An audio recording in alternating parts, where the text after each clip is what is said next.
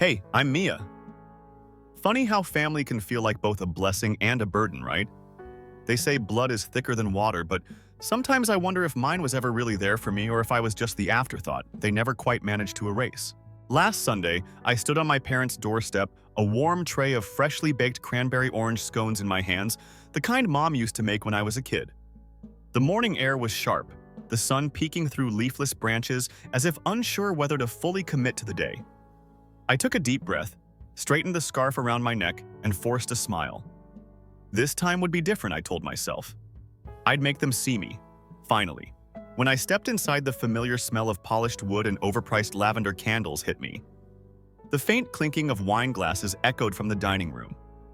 My sister Claire's voice carried over it all, bright and cutting her tone, that practiced performative lilt she always used when recounting her latest promotion or the next luxury vacation with her husband. I followed the sound to the dining room, hoping for a warm welcome. "Hey," she said over her shoulder, barely glancing my way before returning to Mom, her glass already half empty. Dad sat at the head of the table, tablet propped up like a CEO ready for a quarterly briefing. He didn't bother looking up. "Morning?" I mumbled, forcing a bit of cheer into my voice as I slid the scones onto the table, their warm, buttery aroma briefly overpowering the scent of Mom's perfume. No one reached for them. Took a seat at the far end, feeling the chill in the air despite the heat gently humming through the vents. "Cranberry orange, just like you used to love, Dad," I added, hoping to break the icy silence. "Nothing." Claire kept talking about her firm's expansion into Portland, a city I once dreamed of moving to before life swallowed me whole. Dad nodded occasionally, his attention still glued to the news. I waited for a natural pause to share my news. I had my first solo exhibit at a downtown gallery, a massive step for my struggling art career. 200 guests, a glowing review in the local arts journal. But before I could even open my mouth, Claire cut in. "Oh, Dad, tell them about that new investor who wants you to speak at the Rotary Club. He sounds like a game changer," she said, flicking her hair back in a move so calculated I almost admired it. Dad leaned back, folding his arms. "Yeah, good kid. Reminds me of someone who actually listens." I closed my mouth, my throat tight. The scones were cooling. I tried again, my voice smaller this time. "Actually, I had my gallery opening last Friday." Claire raised an eyebrow. Glass paused mid-air. "Oh, that's nice. Anyway, Dad, about that investor." My heart sank a little further, but I kept my forced smile.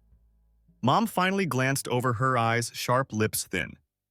"Mia, you've always been so dramatic. Even as a kid, you don't need a crowd to be proud of yourself. Dramatic." There it was, the word she'd always used to deflect my feelings, to trim my edges so I'd fit neatly into the background. I bit the inside of my cheek, willing myself not to shrink into my chair. Then Dad said it. The thing that would rip a hole through my chest. Honestly, if we're being truthful, we probably shouldn't have had a second child. It was too much. Changed everything. His voice was calm, matter-of-fact, like he was discussing a quarterly loss instead of his youngest daughter's existence. I blinked, my heart stumbling over itself. Claire didn't laugh, didn't even flinch. Mom just folded her napkin neatly, her eyes already drifting back to the pristine tablecloth. "Don't twist it, Mia," she added, her tone clipped. "We said we regret it, not that we don't love you. It's different." My chest felt tight, my fingers tingling as if the air had been sucked out of the room. I forced my legs to stand, the chair scraping loudly against the polished hardwood floor. My pulse echoed in my ears. "Did you really just say that?" My voice wavered, but I didn't care. Claire rolled her eyes. "Oh, come on, Mia. Don't be so sensitive. You always overreact." I staggered back a step, my breath catching. My eyes flicked to the wall beside me, to the rows of family photos lined up like a silent jury. Claire's wedding in Santorini, Dad's fishing trip in Alaska, Mom's retirement party. Even childhood pictures of my brother Evan grinning at his science fair project. Not one of me. There it was, the clean pale rectangle where my graduation photo used to hang, the one with my cap askew and Dad's arm awkwardly around my shoulder. Erased as if I'd never existed. I stumbled backward, my hand gripping the doorframe for balance. My vision blurred, but I wouldn't let them see me crack. Without another word, I turned and walked out, my boots heavy against the polished floor. The crisp morning air hit my cheeks like a slap as I stepped onto the porch. I closed my eyes for a moment, letting the cold bite into my skin, grounding me. "They don't regret having me," I whispered to the empty street. "They just regret that I wasn't the daughter they wanted." I didn't remember the drive home, just the hollow silence of my apartment as I closed the door behind me.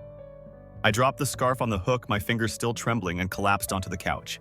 The scones sat untouched in their bag on the counter, their warmth long gone. 2 days drifted by in a fog. I barely left my apartment, the echoes of my parents' words replaying in my mind, each one a fresh cut. I tried to distract myself, laundry dishes, sketching half-finished ideas in my notebook, but my thoughts always circled back to that dining room, that awful, suffocating silence. On the third day, I found myself staring at the old wooden chest at the foot of my bed, the one I hadn't opened in years. It held the remnants of a girl I had tried so hard to leave behind. I knelt beside it, my hands shaking as I lifted the lid. The hinges groaned in protest, like even they knew I shouldn't be doing this. Inside, I found a stack of old journals. The covers scuffed, some corners curled from years of being shoved into backpacks and forgotten in drawers. I pulled out the one on top, bright purple with glittering stars, my name scribbled on the inside cover in my 12-year-old handwriting. The pages smelled like old ink and forgotten dreams. I flipped through it, the messy loops of my childhood handwriting dancing across the pages. Each entry a plea for connection, for love, for something more than the scraps of attention my family tossed my way. One entry caught my eye, dated a week before my 13th birthday. Maybe if I win the art contest, they'll finally come to one of my shows. Maybe then I'll matter. I closed my eyes, the memory crashing into me. I had won that contest. First place. A ribbon, a certificate, even a small check I had used to buy Mom a necklace for Mother's Day. She never wore it. Said the clasp pinched her neck. I found it years later at the bottom of a junk drawer, tangled with forgotten cords and dead batteries. I flipped further into the journal to an entry I had written after my high school graduation. The words were jagged, each letter carved into the page with the frustration of a girl who had spent years feeling invisible. They said they were proud, but Mom didn't even bother getting out of the car when she picked me up. Just honked and waved from the curb. Maybe if I had been more like Claire, they would have come. My chest tightened, the old anger mixing with fresh hurt. I slammed the journal shut and shoved it back into the chest, my breaths coming in short, sharp bursts. I sat there for a long time, my fingers digging into the edge of the chest, the old wood pressing into my palms. The bitter, familiar ache of being forgotten, of being less settled into my bones. I closed the chest slowly, letting the lid fall with a soft thud. I leaned back against the bed frame, staring at the ceiling, feeling the sharp edges of my old wounds pressing into me like broken glass. The next morning, I woke to a text from Claire. It was short, curt, and somehow colder than the weather outside. Brunch, Sunday. Be there. Don't make a scene. I stared at the message, my thumb hovering over the screen. I could feel the old desperate part of me itching to go, to try one more time, to squeeze myself back into the narrow space they had carved out for me in their world. But then I thought of that empty photo frame, the erased evidence of my existence, and something inside me snapped. I typed out a reply, each letter a small act of rebellion. Wouldn't miss it. I hit send and tossed my phone onto the couch, my heart pounding. I didn't know what I was walking into, but for the first time in years, I felt the flicker of a fire I thought had long since died out. Sunday came too quickly, each hour dragging me closer to that dreaded brunch. I picked a simple outfit, a black turtleneck and jeans, the kind of thing you wear when you don't want to stand out but also refuse to fade into the background. As I stepped out into the crisp morning air, I felt the familiar tightening in my chest, the slow, painful squeeze of family expectations. The restaurant was the kind of place Claire loved: high ceilings, exposed brick servers who poured your water like they were presenting fine wine. I arrived a few minutes early, the echo of my boots on the polished floor sounding far too loud. The hostess led me to the back, past crowded tables full of families, clinking mimosas and whispering secrets over plates of overpriced eggs. When I reached the private room, I stopped cold. The long table in the center was set for 10 pristine white cloth flickering candles, fresh flowers, the works. And beside it, like an afterthought, a smaller table for two closer to the restroom, half hidden behind a decorative pillar. I pointed. "I'm with the Carsons." The hostess checked her tablet, her smile tight. "Yes, Mia, you're listed for the smaller table." I felt the blood drain from my face. She gestured to the lonely little table again, her polite smile never faltering. I forced a nod, my throat tight as I took my seat, the faint scent of bathroom air freshener clinging to my every breath. For a few minutes, I sat alone, the distant hum of the restaurant around me, my pulse throbbing in my ears. Then the main door swung open and my family swept in, laughing and chattering like they hadn't just banished me to the kids' table of my own life. I watched them settle in, Claire taking her place at the head, Mom to her right, Dad to her left. They toasted with sparkling glasses, their voices loud enough to drown out the quiet, miserable clink of my lone water glass. "Here's to Claire's promotion," Dad said, raising his glass. "Regional director at 32. You've always been our star." I felt my jaw tighten. My hands curled into fists under the table, my nails digging into my palms. The toast stung, but it was Mom's response that twisted the knife. And to Daniel's engagement, she added, her eyes shining. Finally settling down. We couldn't be prouder. Applause, clinking glasses, even a few cheers. I raised my own glass in a silent toast, the cool water bitter on my tongue. They barely glanced my way. I might as well have been the busboy. As the meal dragged on, I felt every second of my 28 years clawing at me, every forgotten birthday, every ignored achievement, every small, desperate attempt to matter. I stared down at my empty bread plate, my reflection distorted in the polished silver knife beside it. When dessert came, a mountain of chocolate cake with a single glittering candle for Claire's promotion, I stood abruptly, the chair scraping loudly against the tiled floor. Heads turned. Claire glanced my way, her brow furrowing in annoyance, the same look she'd given me when I spilled grape juice on her prom dress a decade ago. "I need some air," I muttered, shoving my chair back under the table with a little more force than necessary. I slipped out the side door, the cold air hitting my face like a slap.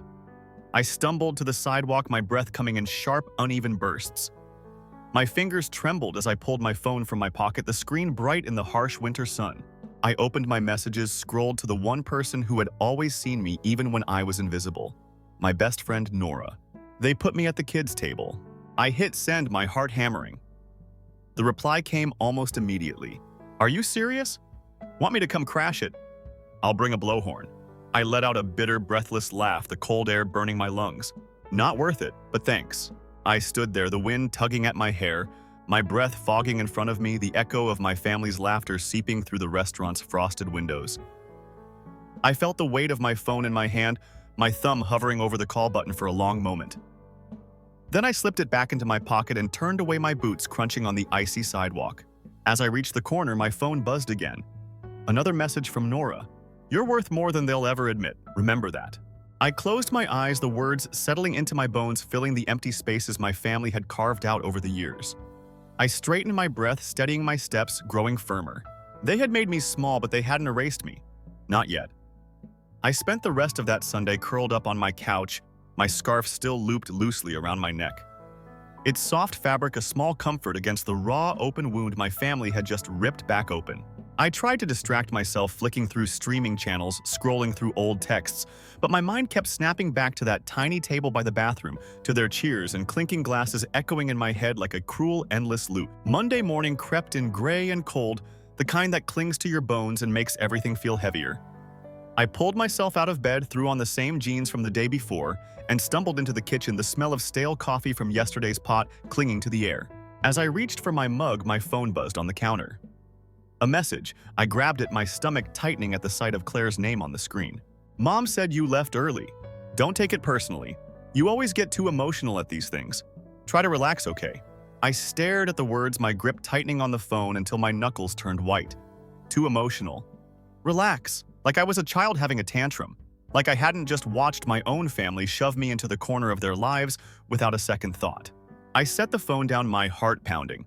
I felt the old anger bubbling up, the kind I'd stuffed down for years, wrapped in polite smiles and whispered apologies. I grabbed my laptop and sank onto the couch, pulling up the family group chat.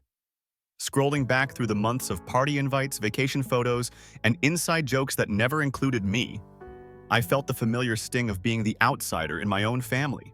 Then I found a message from Mom last spring, a casual note about Dad's surprise birthday party. I had been out of town for a work conference and had texted her that morning apologizing for missing it. "Don't worry, honey, it's just a small thing, nothing fancy." But as I scrolled further, I found the photos.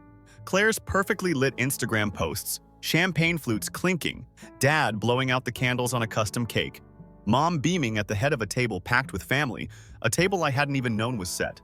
I felt my breath catch, my fingers trembling as I clicked through the images. There was even a video, Claire's voice bright and clear as she toasted Dad, the camera sweeping across the room to catch every smiling face, every clinking glass. Not one of them had thought to call me, to FaceTime me, and to even mention my absence. My chest tightened, the air around me thick and suffocating. I closed the laptop, the echo of their laughter still ringing in my ears, and leaned back against the couch, my hands shaking. That night, I dug deeper. Old emails, saved text threads, even voicemail transcripts I hadn't deleted. The more I found, the clearer the picture became. I wasn't just overlooked, I had been systematically cut out. My family hadn't just ignored me, they had erased me. The realization hit me like a punch to the gut. They had rewritten the family story without me, like I was a chapter they regretted ever including. I spent the next few days in a haze, my mind spinning with 1,000 half-formed plans, each one darker than the last. I thought about cutting them off completely, blocking their numbers, changing my last name, burning every photo I had left. But that felt too small, too quiet, too much like the Mia they had always ignored. Then, on Thursday afternoon, as I was cleaning out the hall closet, I stumbled upon a box I hadn't seen in years. It was shoved into the back corner, hidden beneath old coats and dusty Christmas decorations. I pulled it out, my heart thudding as I recognized the faded marker scrawl across the top: Eden House. Mia's files. I sank to the floor, the cold tile biting into my knees as I ripped off the lid. Inside, a mess of old receipts, mortgage papers, and faded photos spilled out, the sharp, papery smell of old ink filling my nose. I reached for a manila folder at the bottom, my hands trembling as I flipped it open. There it was. The property agreement. The one I had signed with my parents when I was 26, the same year I had drained my savings to help them buy the Eden House cabin upstate. $43,000, my life savings at the time, the money I had earned from years of scrappy art sales and underpaid gallery jobs. I had handed it over without hesitation, a sacrifice to the altar of their approval. I scanned the pages, my heart pounding. My name clear as day next to my parents'. The agreement notarized and signed, promising me 1/3 of the cabin's ownership in exchange for my investment. I sat back, the papers slipping from my hands. I remembered the promise Dad had made that summer, his arms slung around my shoulders as we stood on the cabin's creaky front porch, the lake stretching out before us like a promise. "You'll always have a place here, Mia. Always." My stomach twisted, a bitter taste rising in my throat. I fished my phone out of my pocket, scrolled to Dad's number, and hit call before I could second-guess myself. DC. He picked up on the third ring, his voice brisk and detached. "Mia? Everything okay?" "Hey, Dad." I said, my voice steadier than I expected. "Quick question. Why did I just find a property agreement for the Eden House with my name on it? The one where I own 1/3 of it?" There was a long, heavy silence on the other end. Then a rustle of papers, a muffled voice, Claire, probably, and finally his sigh, long and tired. "Mia, that was complicated. Things changed. We had to make adjustments. You weren't in a position to manage it at the time." I closed my eyes, the rage bubbling up again, hotter this time, more focused. "I wasn't in a position. I gave you $43,000. Dad, I bled for that money. And you just... what erased me?" "Mia, calm down. You're being dramatic again." Dramatic. That word again, that knife in my back, the one they always twisted without ever realizing how deep it cut. I took a deep breath, my heart racing. "Okay, Dad, I see how it is." Before he could respond, I hung up, my hands shaking as I tossed the phone onto the couch. I stared at the box, the papers scattered across the tile, my old life laid out in ink and broken promises. I sat there, the weight of my own silence pressing down on me, and felt something snap inside. For the first time in years, I felt the fire reignite, the old stubborn spark that had kept me moving through a lifetime of being overlooked, ignored, erased. It was time to start writing myself back into the story. I didn't sleep that night. My mind raced, replaying every slight, every snub, every time they had pushed me to the margins of my own life. I paced my small apartment, the bare wood floors creaking under my restless steps, my thoughts spiraling faster with each loop around the coffee table. At 3 a.m., I sat down at my tiny kitchen table, the one I had dragged from a thrift shop 5 years ago when I first moved out, still splattered with old paint and coffee stains. I stared at the stack of papers from the Eden House box, my name staring back at me from a dozen old documents, each one a reminder of the promises my parents had broken. I flipped open my laptop, the screen casting a harsh blue glow against my tired eyes. I typed Lake Eden Cabin Trust into the search bar, my fingers trembling. The first hit was the county property database, a dry, ugly site with clunky fonts and endless drop-down menus. I typed in the cabin's address and hit enter. My heart slammed into my ribs as the record loaded. There it was, the Eden House listed under a single owner, Claire Carson. My name was nowhere on it. I leaned back, my breath coming in short, sharp bursts. They had cut me out. quietly, ruthlessly, while smiling to my face and calling me dramatic behind my back. I felt the old familiar anger bubble up sharper this time, tinged with a bitterness I hadn't let myself feel in years. I scrolled through the property history, my fingers numb. The transfer date hit me like a slap.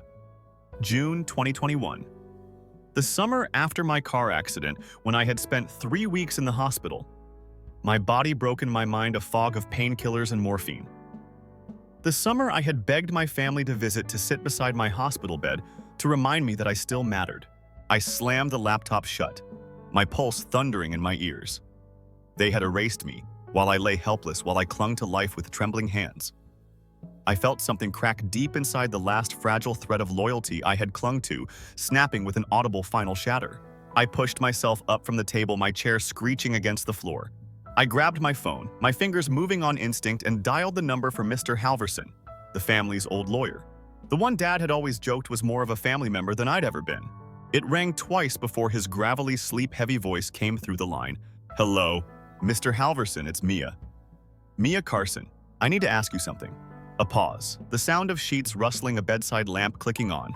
"Mia, it's been a long time. What's this about?" I took a deep breath, steadying myself. "Do you still have the original property agreement for the Eden house? The one my parents and I signed in 2016. Another pause, longer this time. I could almost hear his brain creaking to life, the wheels turning as he tried to recall a deal struck nearly a decade ago. Finally, he sighed. "Yes, I should have it in my archives. Why?" I closed my eyes, my grip tightening on the phone. "Because I just found out my name is no longer on the title, and I didn't sign it away." Silence. I imagined him rubbing his eyes, his old calloused fingers pressing into his temples. "Mia, that's troubling. I remember that agreement. You contributed a significant amount, $43,000 if I recall correctly." "That's right." I whispered, the words tasting bitter on my tongue. $43,000, my entire savings, and now my name's gone. Another heavy sigh, the sound of a man too tired for the secrets he had spent his career untangling. "I'll look into it. Give me a day or two." "Thank you." I managed, my voice wavering. "I appreciate it." I hung up before he could ask more questions, my hand trembling as I set the phone down. I stared at the papers scattered across my table, the fragments of my past I had clung to for so long. The proof of my existence, my sacrifice, my place in a family that had never truly seen me. The next morning, I found myself in my tiny studio, the bare walls echoing my frantic, restless footsteps. I threw open my old art chest, the one place I had always kept the pieces of myself I didn't trust the world to hold.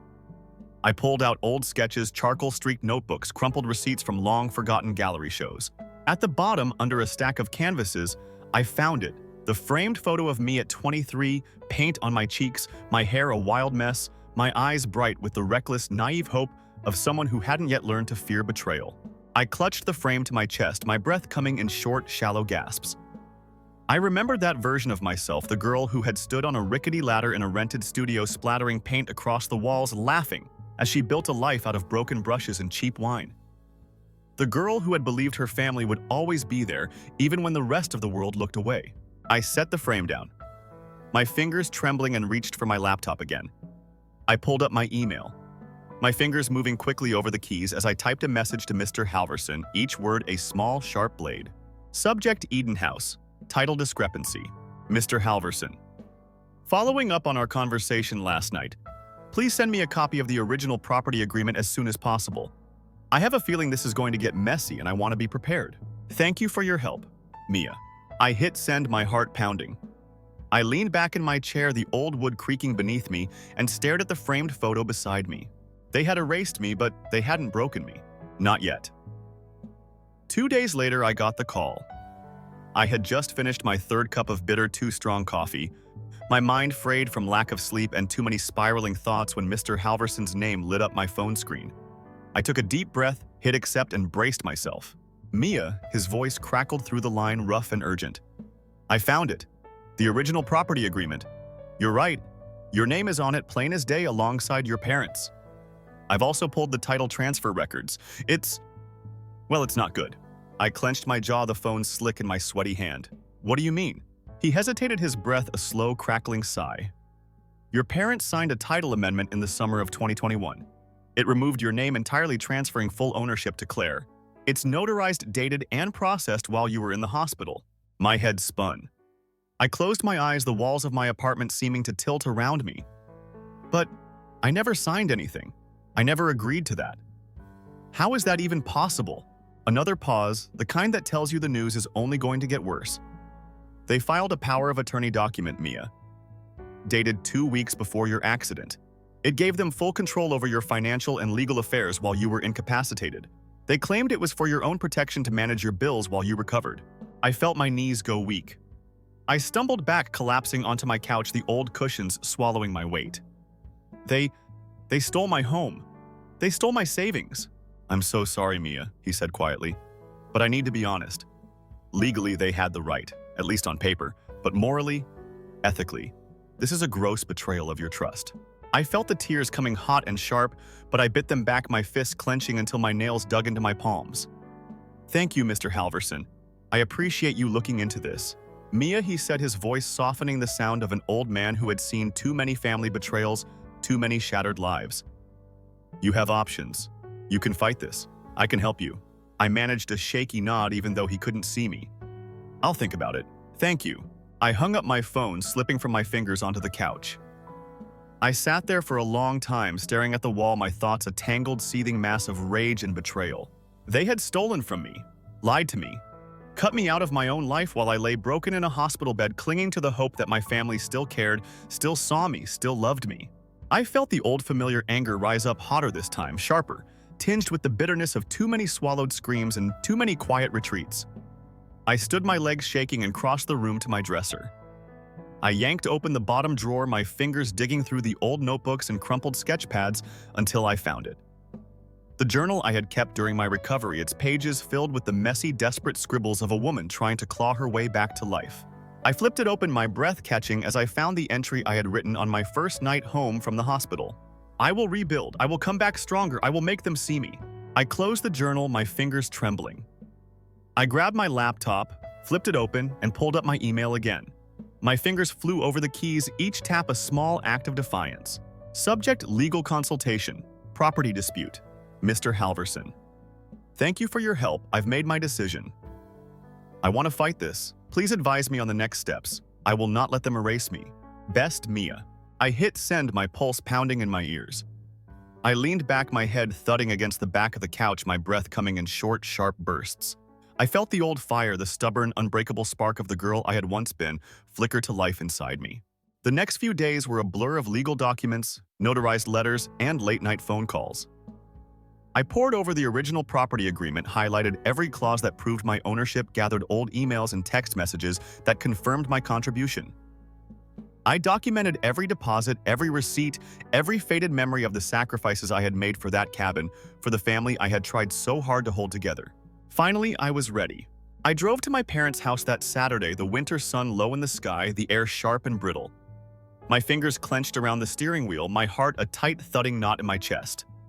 I pulled into their long, winding driveway, the old maple trees casting long shadows across the frost-covered lawn.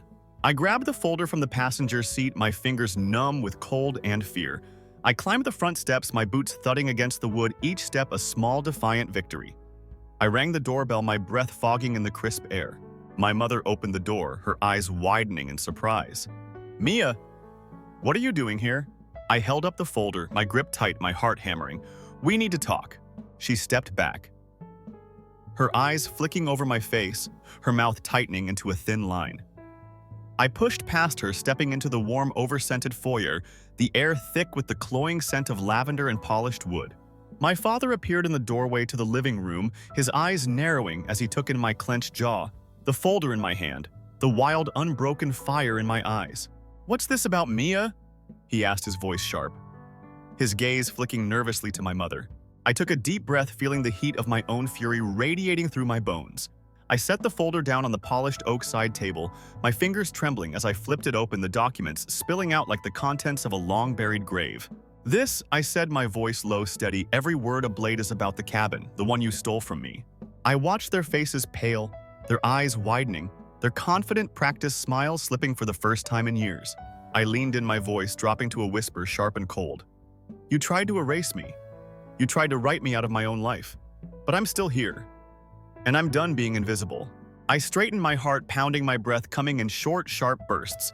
I felt the fire in my chest, the unbreakable, unending flame of a woman who had finally fully stepped into her own story.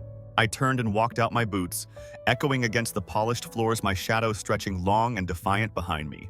As I reached my car, I felt a single hot tear slip down my cheek, a final silent goodbye to the family I had finally learned to live without. Story 2. Hello, this is Odilon Maring. After learning that my sister and my fiancé were having dinner together, I made reservations at the table directly next to theirs. My future, my hopes, and my clothing were all taken by my own blood. Acting as though it was only chemistry, they silently destroyed me, stole from me for months, and grinned as I sat in the dark. Will you remain silent while I take back all the pieces that have been stolen? Tell us before we go in. You are listening to this at what time? Where are you to? Please leave a comment below. We would be delighted to hear from you. Everything seemed to calm down for its own sake on one of those calm evenings. As if nothing could possibly harm us, Cashin was singing to himself while taking a shower. On a night that should have finished with tea in bed, I was sprawled out on the couch in our Austin living room going over sample color palettes for a client presentation. Then his phone came on, a simple ping. I had heard the innocuous chime 1,000 times.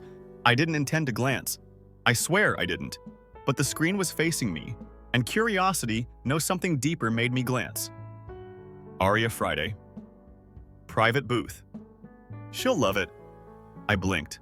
The message preview was from my sister Valera. My stomach clenched.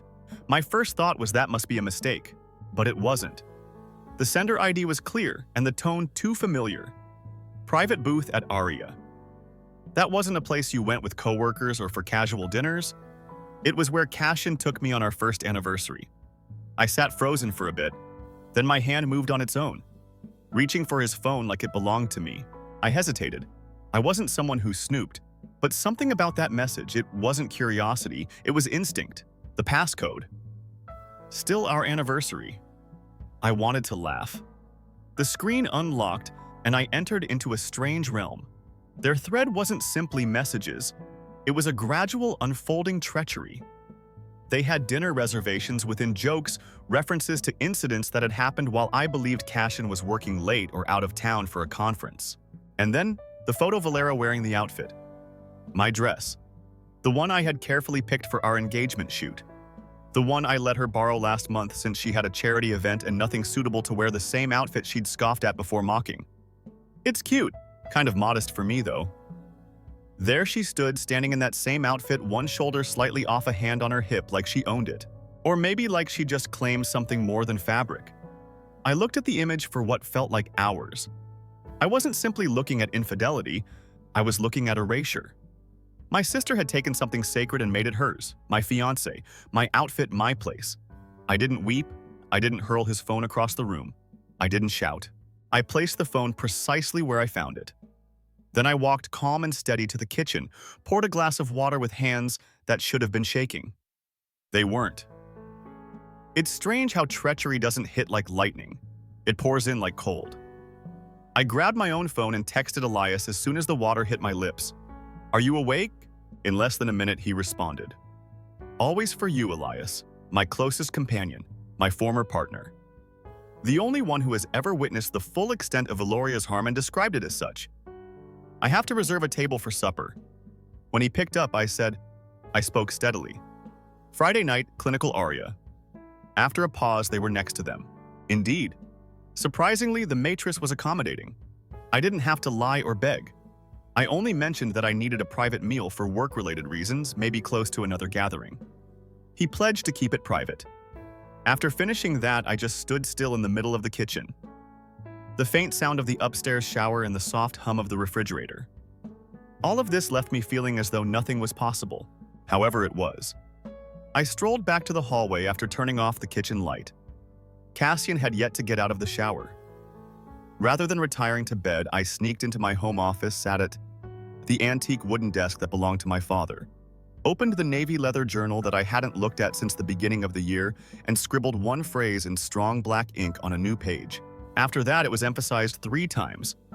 Let's explore what it's like to sit next to someone who betrays you and not recoil. My hands trembled this time as I closed the diary. Only a bit. Let's explore what it's like to sit next to someone who betrays you and not recoil.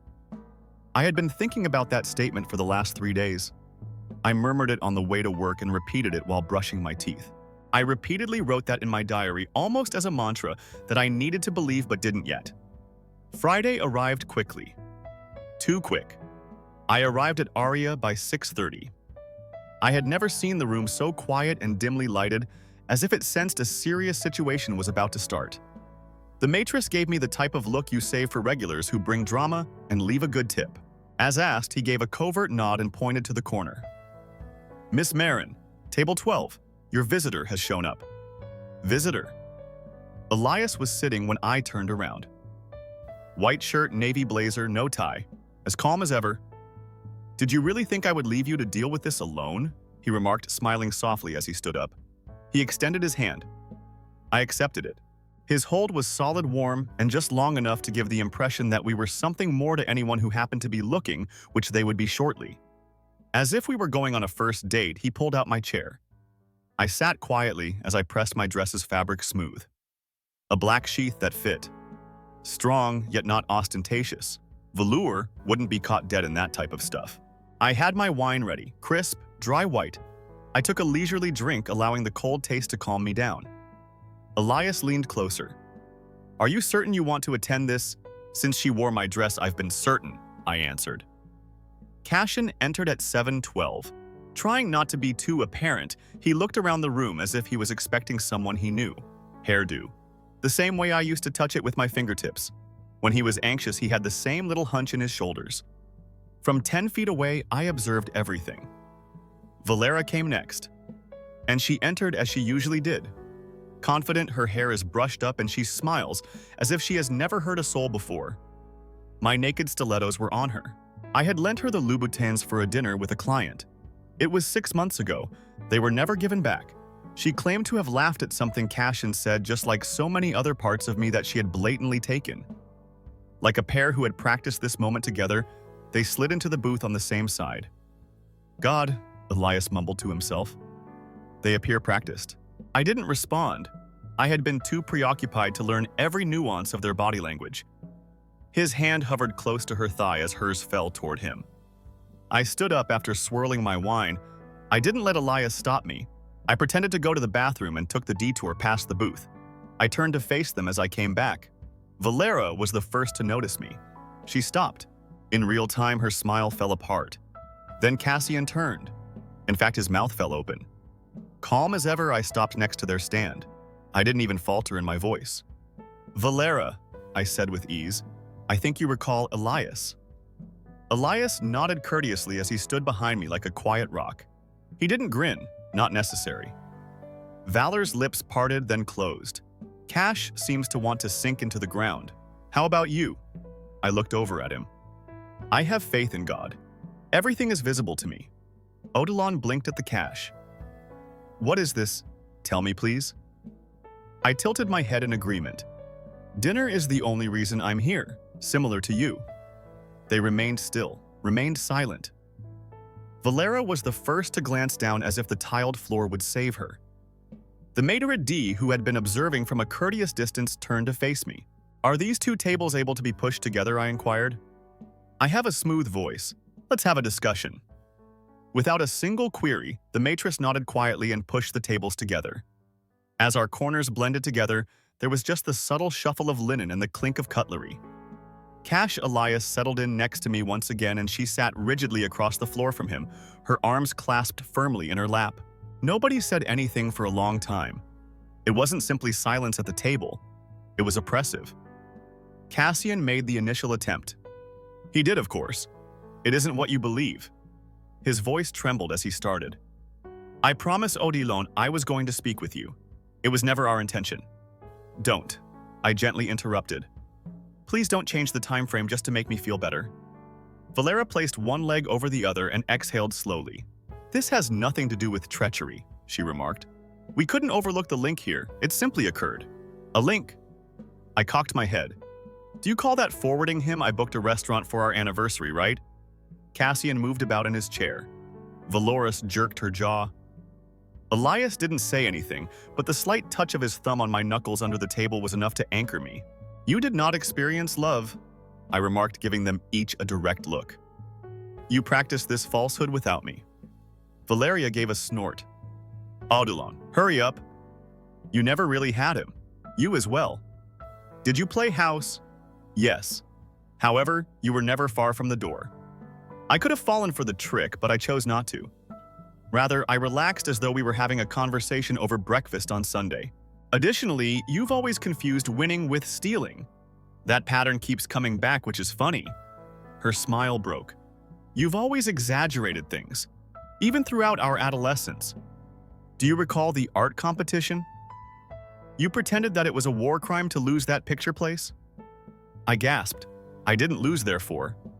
I remembered. I was the regional winner. For precisely 1 week, my picture had been displayed on the family mantle. Dad then changed it to an image of Valoris as the homecoming queen. "It was more typical of the family," he remarked. I wrote in my journal that week when I was 16.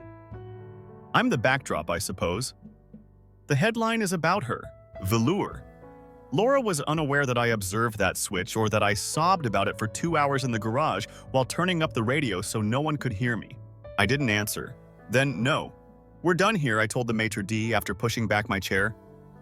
"Thank you." He gave a nod. Elias got up. No one at the table argued. It was a peaceful journey back to my place, the sort of silence that makes your bones vibrate like static. After leading me to my door, Elias departed with a silent pause and a prolonged glance. "If you need me, text me." I was inside. "Take off your shoes." Still wearing the evening attire. Unable to fall asleep. With my phone in hand, I sat down on the couch and began to browse. Valera had shared a brand new picture of herself on her lower back holding cash at a vineyard. Valera's attire was almost exactly the same as the one I had in mind for my own photo session. Even the statement beneath the primary image in the captions. When I was organizing our engagement shoot last month, I sent cash in my quotation by email. "For love to last forever, it doesn't have to be loud." I gazed at the television, breathless cold perspiration trickling down my spine and my pulse racing like I had just raced a mile. He wasn't just taken. They claimed ownership of my tale, my life's framework, my photographs, my thoughts, and my style. It buzzed on my phone. "Elias is still conscious." I returned the type. He wasn't just taken. My story was taken. After setting down the phone, I walked to my bookshelves and took out the old journal. The one I hadn't opened in more than 10 years was leather-bound and barely held together. I turned the pages over. Doodles for a birthday. Laments about an old crush. I acted as though I enjoyed family vacations. Then I discovered it. The paper had yellowed 15 years ago, but the writing was still clear. Should I ever vanish from my own existence? I'm hoping someone takes attention. I spoke the words and ran my fingertips over it. Right now I'm noticing. You can't return to faking once you start to notice. I did not open my laptop the next morning. Didn't look at my emails. I didn't even give the plants their customary feeding. I sat chilly with my coffee, gazing at nothing, until a name I hadn't seen in months appeared on my phone. Whitmore May. Law school is when we first met. When life pushed in several directions, it shifted. I understood that she and Laura had recently reestablished their friendship. Wine parties, Pilates, and book groups every week. Up until now, I hadn't given it much thought. May sent an SMS. "Hey, I understand how awkward this is. Can we have a conversation?" Only us. She decided on an East 6 bistro. Local and quiet. The sort of business that played acoustic versions of 90s songs and served espresso in actual porcelain mugs. She was there as soon as I entered. She clasped her mug with both hands as if it would speed up her speech. She said, "Thanks for coming." I sat onto the seat across from her and nodded. "May, what's happening on?" After a moment of hesitation, she took out her phone. "I assumed you were aware. You didn't deserve this, but I didn't want to interfere." She opened a text message thread. The name of Valoris is bolded at the top. Her communications. Cruel. Valeria. She clings to him like a baby. Cassian is airless. You should see how happy he gets when he's around me. Valera. She seems to have kept him in a cage. As May gave me the phone, her eyes were filled with shame. For over a year, they have been dating. I didn't recoil. I made no further requests. With a stiff jaw, I just returned the phone and muttered, "Thank you for being honest." For most individuals, that's more than I've received. To prove to myself that I could stand there and not crumble, I drove to my mother's house later that day. The scent of nostalgia and lemon cleaning permeated the house. A bit too hollow, a bit too clean. To Adelon's amazement, she opened the door. "Is everything all right?" All I wanted to do was chat. I spoke about Cassian and Valera while maintaining an equal tone. With a frown, she ushered me into the kitchen. The tea was brewing already. After a moment, she replied, "I know it's not easy." However, Cassian always appeared more lively in Valera's presence. Perhaps it's not treachery. Perhaps it's only chemistry. I blinked. Chemistry? As if to test the term, I repeated, "That concludes the bar." Before she could answer, footsteps descended the steps, Valera holding a book wearing one of my old college sweaters. "Oh," she remarked nonchalantly. "I had no idea you were stopping by." I gazed at the book's cover, which I had stored beneath my bed for many years. Dad gave it to me before he became ill. She heard it. "Do you reside here?" I inquired. Without even blinking, she said, "Just until the wedding." "It's okay," Mom said. I turned to face our mom. She didn't dispute it. I got up slowly. "I'll let you two resume your bonding activities." However, I turned at the front hallway. Valera was following me, presumably to boast. I paused and looked at her. "You might have tricked them," I said. "Even if you're building on ashes, you can think that what you're doing is love." She twisted her lip. "You're simply resentful. Give it up. He was never pleased with you." It was there. The gut punch. I didn't falter, though. "Savor him." With a voice like ice, I said, "However, I'll make sure that everyone knows who set the fire if you attempt to remove me once again." She slammed the door behind me and rolled her eyes. And on the table in the hall, a framed picture that I had taken on our family vacation to Sedona years prior served as the final little insult. My shot. Someone has cut out my watermark. A gold plaque read underneath it. Valera took it. I pulled out my phone and took the photo. She uses her phone to take a photo of it. I couldn't even recall leaving the home. I was in my car the next thing I knew. The keys are still on my lap, but the engine is going. I couldn't get the framed picture out of my head. I altered one after taking one. I treasured it and now used it for the same reason as everything else they took. It was 3 days later. I didn't actually work. I went through the motions, speaking steadily and responding briefly. However, something was shifting, settling, and moving inside. Then the message arrived. "Would you be able to visit on Saturday for a peaceful conversation, Mom?" Calmly, the word revealed who she was. There was a plan. The gravel crunched as usual when I drove up the well-known driveway on Saturday afternoon. My chest began to hurt subtly. How many holidays are there, late-night tears and birthdays? Had I been held in this house, I wasn't sure what was inside it now. Mom was already set up on the edge of the sofa, acting as a mediator when I spotted them. Dad's hands were folded across from hers. Cassian sat rigidly close to the velour and armrest. Excellent posture. She crossed her legs and grinned as if she had always been there. "I appreciate you coming." As like it were a bargain, Mom remarked. I sat down in the single available seat and waited. "All we want is to proceed in peace," she added. "It makes no sense to keep this tension going. 2 weeks remain till the engagement celebration. Can we all agree to avoid making any scenes?" Scenes made my jaw stiffen. Dad, who hardly talked unless it was discussing the weather or auto maintenance, glanced up and said, "Do you mean telling the truth? Digging up more than has already been done is pointless." Despite clearing his throat, Cassian remained silent. Then, dazzling as ever, Valera added her voice. "All we want to do is rejoice, make a new beginning. The deposits have been settled. The honeymoon is set in stone. At last, everything has been resolved." As if the universe had perfectly wrapped about her, her voice dripped with ease. Something made sense. The money down payment. The honeymoon. She cried when she phoned me 2 years ago. "It's an OD emergency. I can't tell my mother that I need a medical operation. You can count on me to repay you." I sent 18,000 to her. No documentation. Simply have faith. Bill was never seen by me. Never seen any scars. Just a growing Pinterest board with the words "Forever with him" and a new apartment. I now understood that no hospital received the funds. It got her the venue in the vineyard, the suite for the honeymoon, my quiet. I said nothing at all. I didn't have to. Before my tongue could form it, my entire body became frigid, like if my flesh already knew. Reaching inside her purse, Valera produced a hefty, embossed white envelope. "Right here," sweetly she said, "your request. I still want you to be there." As if nothing were amiss, I accepted it and gazed at the gold letters and our family's name printed on the front. I then returned it. "I'm not going to the theft celebration." Mom gasped. "Odilon, don't do this. She's your sister." I gave her a glance. "Observe her closely. And I was your first daughter." Before anyone could stop me, I got up and left. Don't shout. No final remarks. Outside, it's just the pressure of 1,000 unspoken things between my shoulder blades. The sky was now cloudy. I arrived to my car, leaned against the door, and opened my lungs to breathe. I then opened my phone and sent Elias the one message I had been thinking about for days. "The time has come. Can we discuss on Monday lawful?"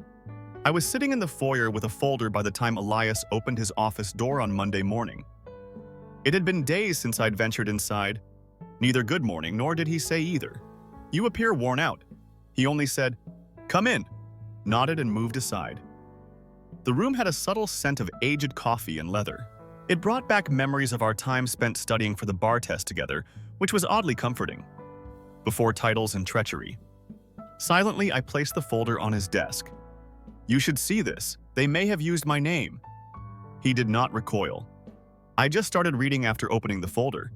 It contained printouts of Cassian's previous business plan screenshots of the wire transfer to Valera and $18,000 marked only as personal. I was once requested to evaluate by him.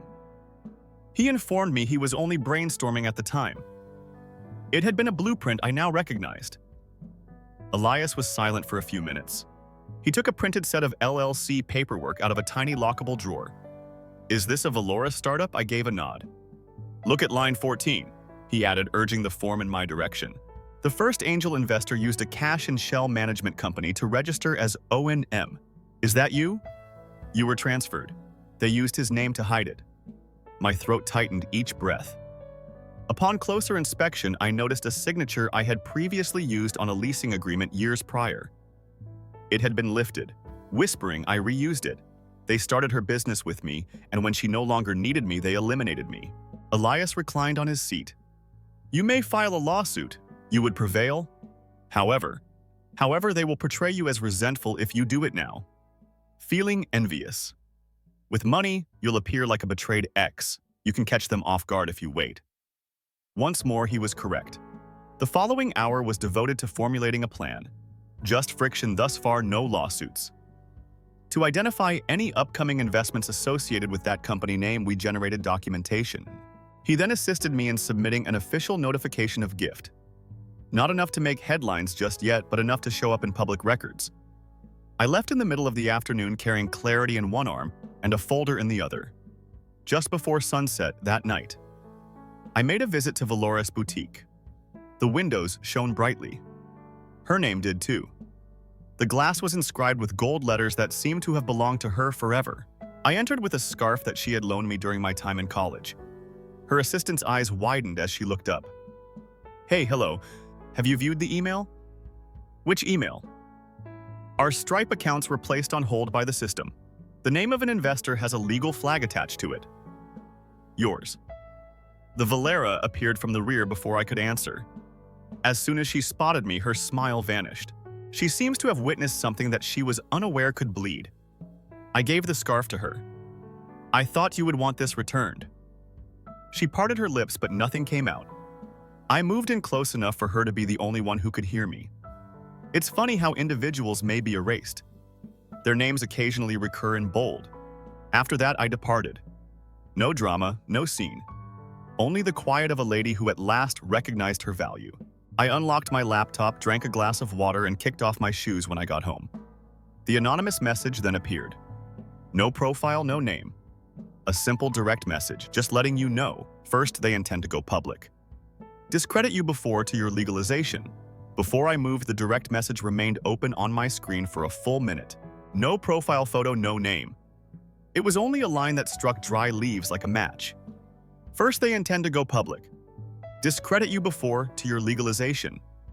I didn't answer. For a moment, I didn't even breathe. I just shut down the laptop, got up, and went to my closet. I went with a simple outfit. It was planned. Clean neckline, deep navy sculpted shoulders. I had my hair up, apply makeup, delicate. Tonight there would be no interruptions, just the facts. Austin traffic was humming outside the city on Friday night, acting as though it was unaware of the storm that was building in one of the city's fancy hotel ballrooms.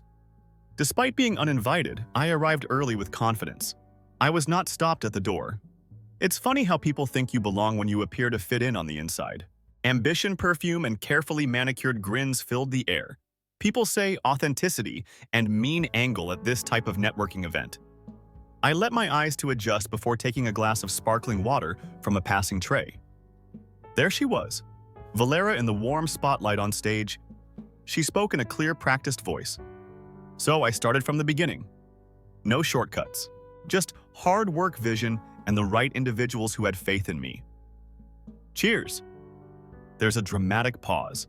As a montage, including pictures from her store and her early years flashed behind her, she put her palm to her breast. Lastly, a story of perseverance from self-made creator Valera Maron. I glided like fog through the crowd. I noticed bits and pieces behind the courteous conversation.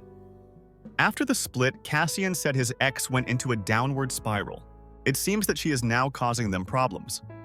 What a shame. Really, not everyone is able to move on. Just off stage, Cassian was seen leaning in toward a public relations representative with a worried face that was ideal for evoking compassion.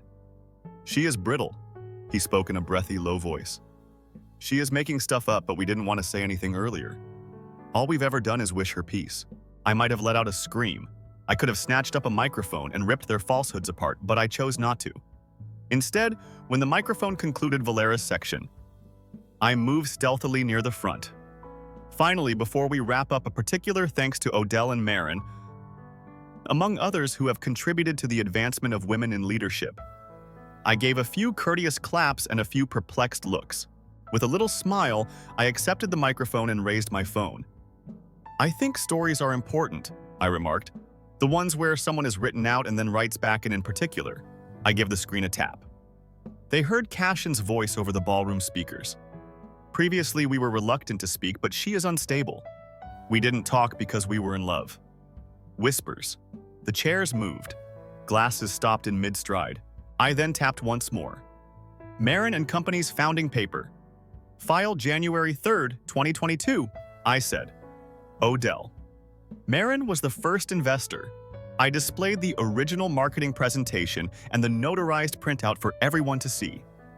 I went on, all based on a vision they now claim as their own. Halfway down the stairs toward the microphone, Laura had frozen. I looked over at her. I'm not here to make you seem bad. Voice even, I said. I'm here to make things right. After that, I gave the microphone to the person behind me, got off the platform and left. I didn't turn around as the room erupted in murmurs, gasps, and camera flashes. I let the quiet swallow go by, closing the door behind them without smashing it or even pressing it shut. I stood there for a while with one hand still on the doorknob. Never before had my place felt so tidy and devoid of pretension. I let out a breath and looked at my phone. The gala video clip. It had blown up. It was everywhere by daybreak. The entire incident had been captured on camera. The packed Valoris faced my speech, even after I left with nothing except my name taking back its place. Hashtags like "Real Founder Shall Silent No More" and my own favorite were all over Twitter. The house they attempted to remove the silent sister from was actually built by her. Not even my inbox was secure. Journalists, former coworkers, and distant family members. It was an email from a stranger. Flora was never my favorite. I appreciate you reminding everyone that being loud does not equate to being right. And then Elias called. Stripe highlighted Valoris LLC and the large fund as a result of the audit. They're leaving till the ownership situation is resolved. Not in horror, but in relief. I sat down softly on the edge of my couch. Breathing room, but not yet triumph. Then the message arrived. A voice tape that was forwarded surprised me. Just the topic line, no name. This is something you ought to hear. I hit the play button. Cassian's voice was distinct and informal. She refuses to defend herself. Odilon. She lacks it in herself. We'll just make the transition gradually. It will belong to us by the time she realizes. After a break, Valoris burst out laughing. Fairness was always her goal. Her shortcoming is that. The file was cut out. I had trembling hands, but from insight, not from anguish. The address that was forwarded, Boutique Valoris. I looked over the information. The file was located in the folder of her assistant. After 3 hours, a silent email arrived. We had to remove you from everything because of her. I apologize for not being able to continue. I didn't reply in writing. For a long time, I just gazed out the window, seeing how the shadows move across my structure. While some betrayals are liberating, others pierce deeply. They arrived that night. Cassian was the first to knock. Behind him stood Valera. Her face was no longer sharp or covered with cosmetics, simply panic. They weren't invited in. I gave them a chance to talk. We can reverse this, Odilon. We will publicly correct the situation if you decide to drop the lawsuit. Simply inform them that there was a misunderstanding. He gave me the same expectant expression that people give ATM displays. Valor's voice broke. I had no intention of ruining you. I had no idea it would get this far. Slowly, I nodded. I wasn't ruined by you. I took a moment to process the stillness. I was set free by you. For that, they had no words. As they walked away, Valeria turned. Now, I have no idea who you are. This time, my smile was sincere. Perhaps that is the issue. You didn't. Link to the following chapter.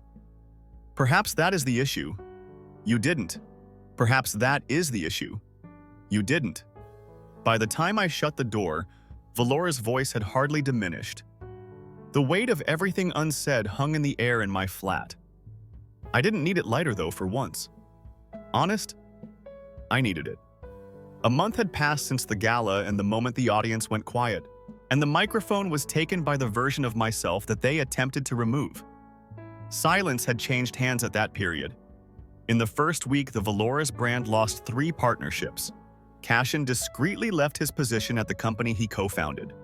The release of that old recording in which he admitted that they had arranged everything caused their well-prepared smear to fall apart. No miscommunication, a change. Credit was never requested by the assistant who forwarded it to me. All she did was write. She forced us to remove your name, no longer could I. The apology was sufficient. I started receiving emails from folks I hadn't spoken to in a long time. Some expressed shock. Others said they didn't trust Valoris' story at all. I didn't answer. I discovered that as you begin to recover, you stop seeking closure. It stung that my mother didn't call. I didn't anticipate an apology, but I still harbored the hope that she may make an effort to comprehend. She didn't, and she might not. However, this chapter was not written for her. I received an invitation to the new Downtown Cultural Center's Community Art Gala one calm Friday night. It was just warmth, nothing fancy. Regional artists. A polished terrace with little lights hanging over it.